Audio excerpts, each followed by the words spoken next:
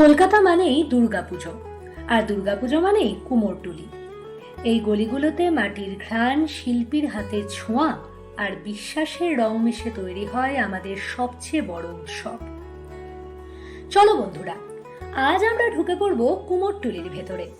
দেখব কিভাবে মা দুর্গা জন্ম নেন এই ছোট ছোট কারখানার ভেতর থেকে। প্রায় ৩০০ বছর আগে নবকুমার দত্ত নামে এক জমিদার এখানে কুমোরদের এনে বসবাস করান।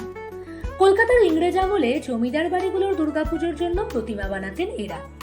ধীরে ধীরে এই জায়গাটা হয়ে ওঠে প্রতিমা তৈরির রাজধানী কুমোরটুলি।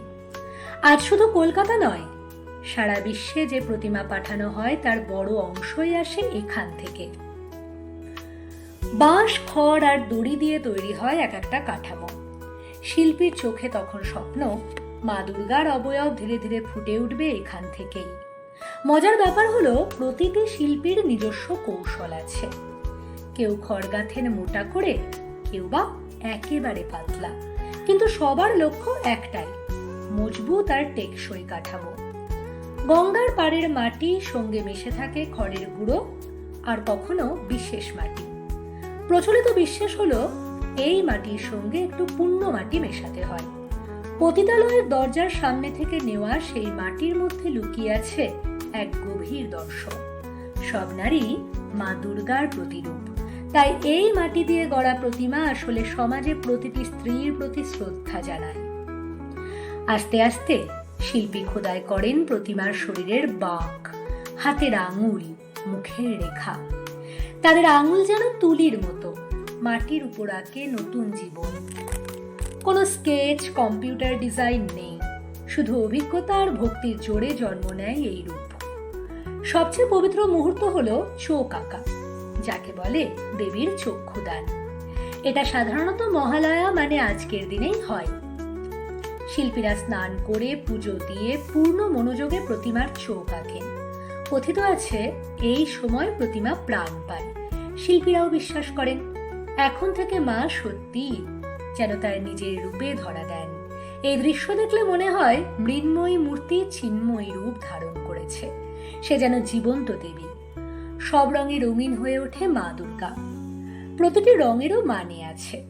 লাল মানে শক্তি, সাদা মানে শান্তি, সবুজ মানে সমৃদ্ধি। তারপর আসে সাজসজ্জা। সোনালী মুকুট, কাঁচের হার, শাড়ি আর ঝলমলে অলংকারে দেবী রূপ নেন মহিষাসুরমর্দিনী। এ যেন শিল্প আর ভক্তির মিলন মেলা। এই শিল্পের পেছনে লুকিয়ে আছে অক্লান্ত পরিশ্রম আর সংগ্রাম। একজন শিল্পী বলেছিলেন, আমরা মাসের পর মাস খেটে যাই, রাতে ঘুমাই না, পুজোর পরের টাকাতেই সারা বছর সংসার চলে। মাই আমাদের রুটি রোজগার যোগান। এই কষ্ট, এই নিবেদনই কুমোরটুলিকে এত বিশেষ করে তোলে। আজ কুমোরটুলির প্রতিমা শুধু কলকাতার জন্য নয়, নিউ ইয়র্ক থেকে লন্ডন, টোকিও থেকে সিডনি, যেখানেই বাঙালি আছে সেখানেই দুর্গাপুজো। আর সেই সব জায়গায় মা দুর্গার রূপ পৌঁছে যাচ্ছে এখান থেকে। ভাবুন তো, এই ছোট্ট গলি থেকে শিল্পীর হাতের মাটি পৃথিবীর এক প্রান্তে বাঙালিদের মনে আলো জ্বালাচ্ছে। কুমোরটুলি মানেই উত্তরাধিকার। প্রজন্মের পর প্রজন্ম ধরে শিল্পীরা মাটি গড়ছেন। যত দিন এগোয় ততই পুজোর আগমনী সুর বাজতে থাকে। কুমোরটুলির প্রতিটা গলি যেন ঢাকের তালে নেচে ওঠে। এক একটা প্রতিমা ট্রাকে চেপে বেরিয়ে যায়, কোথাও বড় প্যান্ডেলে, কোথাও আবার ছোট বাড়িতে। প্রতিটি প্রতিমার গন্তব্য আলাদা, কিন্তু মায়ের আগমন সবার ঘরেই আনন্দ নিয়ে আসে। প্রতিটি প্রতিমার ভেতরে শুধু মাটি নয়, থাকে শিল্পীর স্বপ্ন, ঘাম আর আশা। তাদের প্রতি আমাদের কৃতজ্ঞতা, আমাদের ভালোবাসাই হোক পুজোর সত্যিকারের প্রণাম। এই ছিল কুমোরটুলির গল্প। যদি ভালো লাগে লাইক, শেয়ার, সাবস্ক্রাইব করতে ভুলবেন না। আবার আসবো নতুন কোনো ভিডিও নিয়ে। ততদিন পর্যন্ত জয় মা দুর্গা। নমস্কার।